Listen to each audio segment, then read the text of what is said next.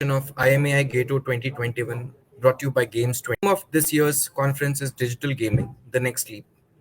During this conference, we'll be discussing the latest trends, challenges, and insights in digital gaming and the best practices one needs to follow. So, without any further delay, let me introduce you to Mr. Bhavin Pandya, Chief Executive Officer of Games 24. Over to you, Bhavin. Hi, thank you, Vivek. Ladies and gentlemen, I cordially invite you to the event, and I am very excited to kick off GATO 2021, the annual gaming conference in partnership with the Internet and Mobile Association of India.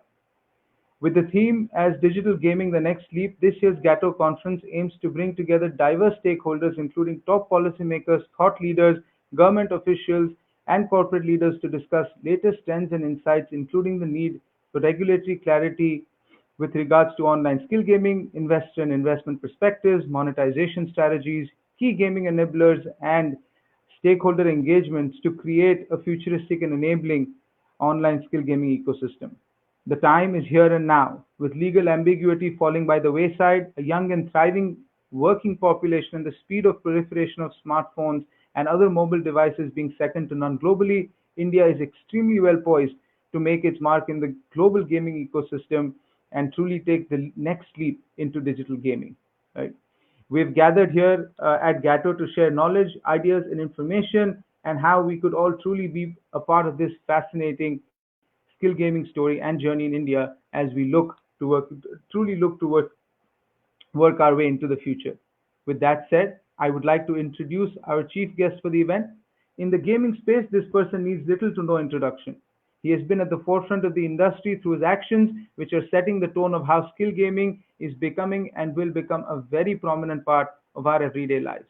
Please join me in welcoming our chief guest for the event, Mr. Jayesh Ranjan, Honorable Principal Secretary of the Industries and Commerce and Information Technology Departments of the Telangana government, an elite member of the Indian Administrative Service (IAS), and an All India topper of the batch of 1992. Mr. Ranjan holds a master's degree in psychology from Delhi University, master's degrees in business management from the Indian Institute of Management, Calcutta, and a master's in public management from the Lee Kuan Yew School of Public Policy, National University of Singapore. In addition to this, Mr. Ranjan has also completed short courses from top international institutes like Harvard University, the London School of Economics, and the University of Birmingham and Swedish Institute. Over the last 3 decades, Mr. Ranjan has spearheaded several key initiatives across various departments of the government of Telangana, including development of policy frameworks to enhance ease of doing business, attracting foreign investments, identifying new opportunities for utilizing IT in various government processes, promoting the digital empowerment of the citizens, tourism sector development, natural resources management, and poverty alleviation. Sir, it is an absolute honor and privilege to have you amongst us today. May I humbly request you to share a few thoughts on the theme of this year's GATO Summit, which is Digital Gaming the Next Leap. Mr. Jayesh Ranjan.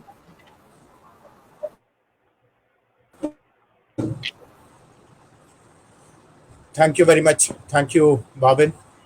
Greetings to all the participants, greetings to all the attendees. Let me begin by congratulating IAMAI for putting together such a brilliant event. And thanks on a personal note also for being so flexible. I was supposed to speak in a later event, but due to some scheduling conflict, they have been able to move me up. So, all the same, very happy to get this chance to interact with all of you. I would like to share three perspectives mainly in this opening remarks of mine. First of all, the growing importance of digital gaming, and particularly from a government perspective, how do we see digital gaming?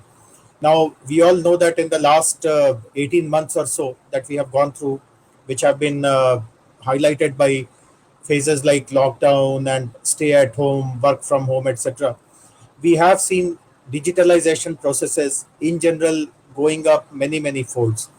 For instance, online schooling. At some point in time, we knew that children just cannot go to schools, and therefore this facility of online schooling was introduced. It is a mixed success, but nevertheless, the fact that teaching learning can happen from the confines of your home also, that message has become very clear, particularly in institutions of higher learning like universities, etc. We have also seen wonderful applications, digital applications of health. We all knew that in the last 18 months, the healthcare systems were overwhelmed by COVID management, COVID related cases. But unfortunately, people suffer from various other ailments also. And many people felt that it is not very safe to go to a hospital unless it is absolutely necessary. And for managing their other ailments, multiple kinds of teleconsultation, etc., were introduced. E-commerce was another area where we saw prolific growth in how people were ordering their daily requirements, their other requirements, and how the companies were able to turn it around with a brilliant use of technology. In this period, obviously, with so much of mental stress being faced by all of us, people also started taking recourse to more and more digital gaming. In fact, I myself, till that pandemic period, I was a very infrequent user of games. I did play some sports related game off and on, but I myself realized very kind of a subconsciously that I'm spending more and more of my own time in playing games. I don't want to name the games that I used to play. I occasionally play them now also, but I did find myself drawn to some of these games, and I did notice that there is lots of science, lots of application on of mind in the way these kind of games have been designed. And at some point in time, of course, it appeared that it is mostly recreational, just to kind of relieve your stress from a difficult situation. How do you come out, and so on and so forth. But then I realized that there are multiple other things also which can potentially happen with the help of digital games.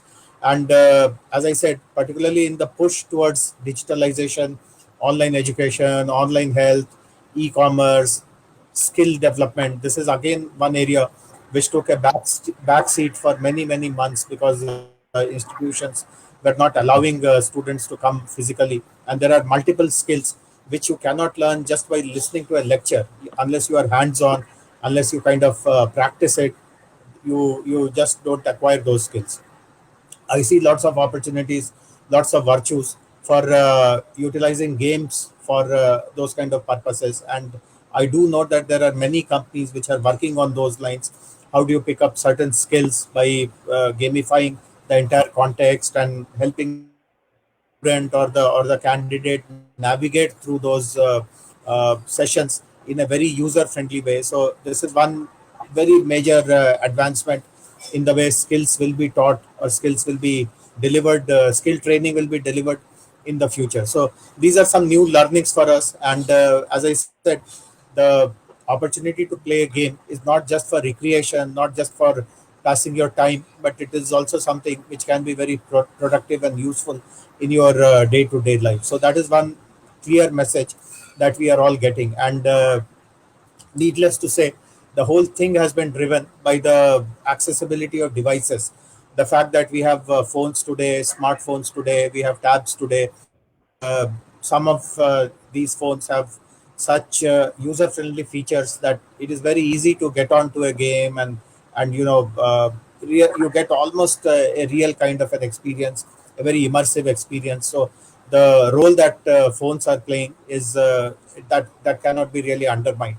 And I'm very sure that with advancement of knowledge and with more R&D, things can be created in such a way that they mirror reality as much as possible.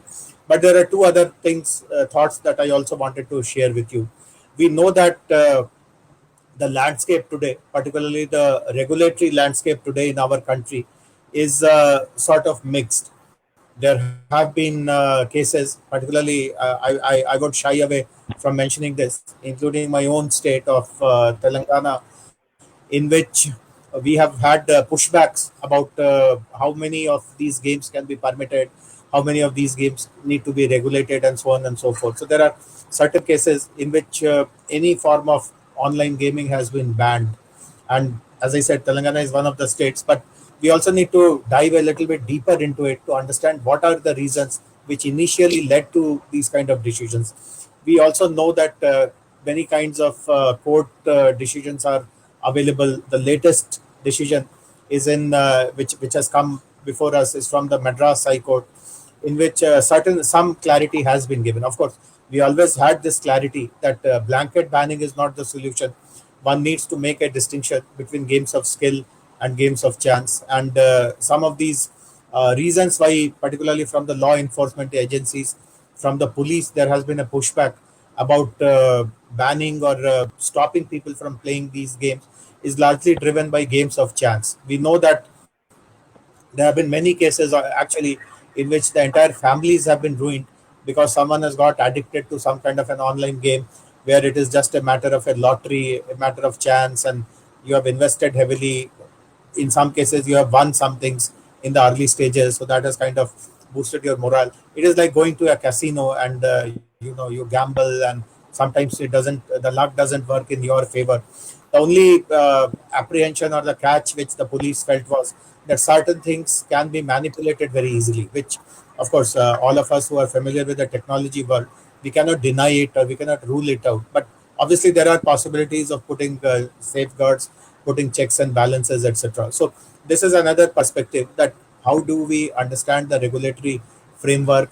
How do we navigate through that framework? And are there certain features, though it is very easy to criticize everything, saying that people are overreacting and it is not really warranted, and so on and so forth. But we also need to dive, as I said, a little deeper to understand what are the impulses behind these kind of regulatory roadblocks, etc. And can we find a middle ground? And that leads to the third point, which I wanted to share with all of you, about certain steps that we are taking here in Telangana. As I said, I value the opportunities which digital gaming are providing.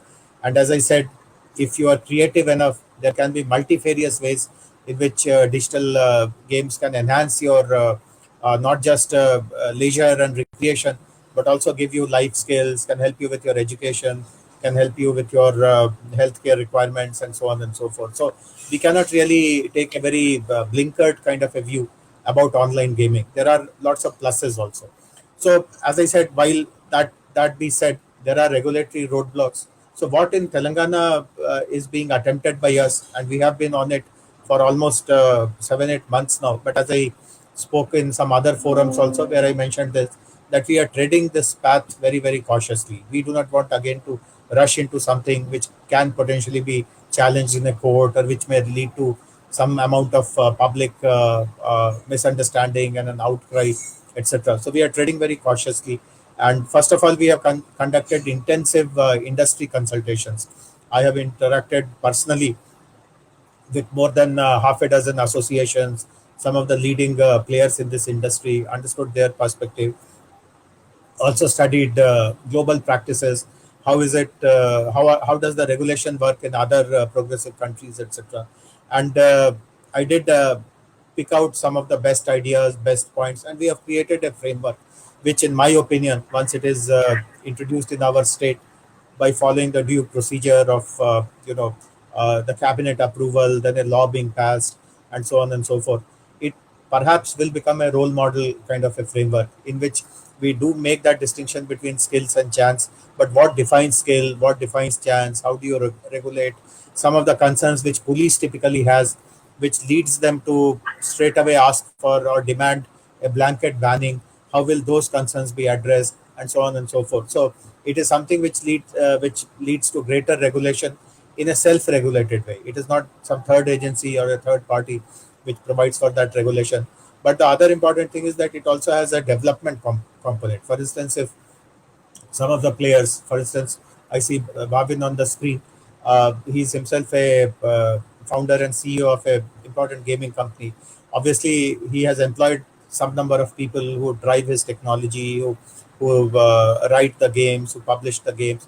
This is obviously a good industry which provides well paid jobs and highly satisfying careers to people. So why lose out on that opportunity? So obviously, if our regulations are fair, I also expect lots of development to happen, lots of business potentially to come our way in Telangana. That is, and as a state, we are also aware of that huge possibility. So the animation and VFX and gaming sector in Telangana government, we call that sector as the image sector, IMAGE. So we feel that image is again a potentially a very strong driver of the economy, and particularly the technology space, for which Hyderabad already has earned a good reputation. It has now become a very important technology hub, not just nationally but also globally also. So we have come up with a image policy. We are creating infrastructure. We are creating skills. I would actually invite you to look it up whenever you get a chance. We are building something which will be absolutely world class. I mean, you will not find this particular piece of infrastructure anywhere else in the world. I can challenge, I can lay a bet on this. This is called the Image Tower. This is a 1.4 million square feet facility with a absolutely eye-popping kind of design, in which we provide space to all companies who are into VFX, animation, gaming, etc. And we also provide lots of common facilities. So every company need not invest in their own, let us say, studios and motion capture facilities, render facilities, etc., etc. All these will be provided to the tenants of that facility, the Image Tower, as a common amenity. And obviously, we'll also be uh, making it very affordable, so that people who go there, they also should include, let us say, MSMEs, not just the big names like Games 24 by 7, but also MSMEs, etc., who are able to use that space by seeing how affordable it is. And this is a work in progress. Unfortunately, due to the situation in the last 18 months, there has been a slight delay in our plans, but I'm very confident that by the first quarter of 2023, that is, this facility will be up and running, and this will become a pride for not just Hyderabad or Telangana, but for the country as a whole.